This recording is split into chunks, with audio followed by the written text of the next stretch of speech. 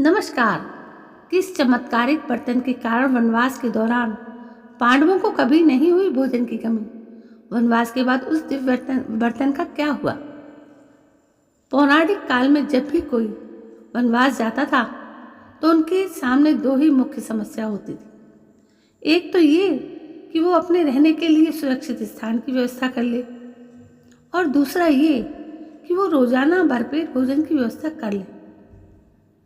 पांडवों ने काफी साल वनवास में गुजारे हैं और ऐसे में उनके सामने रोज भोजन की व्यवस्था करने की बड़ी समस्या थी। तो उनकी ये समस्या कैसे सुलझी, चलिए जानते हैं।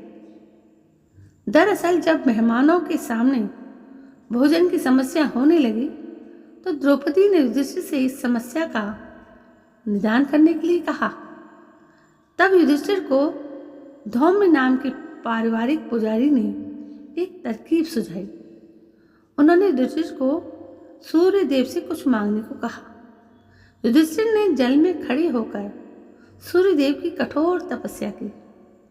जब उनकी तपस्या से प्रसन्न होकर सूर्य उपस्थित हुए तो युधिष्ठिर ने सकुचाते हुए उन्हें अपनी समस्या बताई। तब सूर्यदेव ने उन्हें वरदान स्वरूप एक अक्षय पात्र दिया और कहा कि जब तक आखिरी भोजन द्रौपदी नहीं कर लेती तब तक इस अक्षय पात्र का भोजन कभी समाप्त नहीं होगा। इस पात्र से उन्हें अन्न, फल, शाक आदि 4 प्रकार के भोजन सामग्रियां मिलती रहेंगी।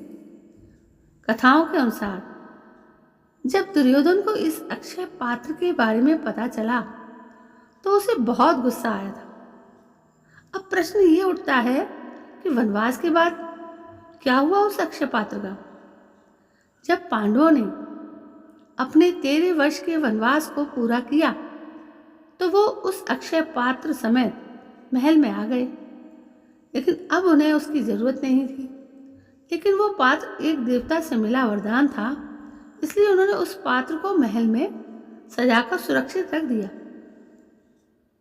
जब द्रौपदी के भोजन करने के बाद पहुंचे थे दुर्वासा ऋषि, तब क्या हुआ था?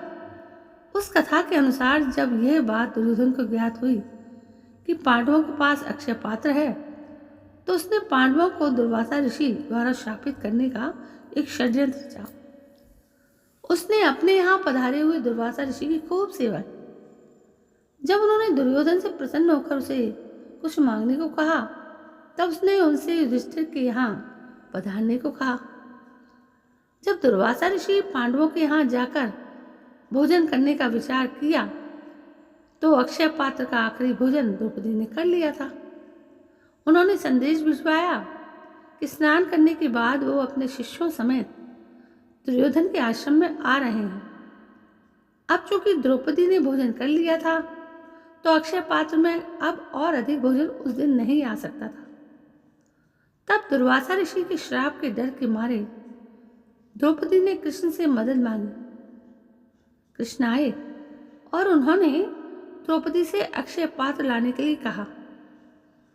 उसमें एक चावल का दाना बचा हुआ था जिसे श्री कृष्ण ने खा लिया।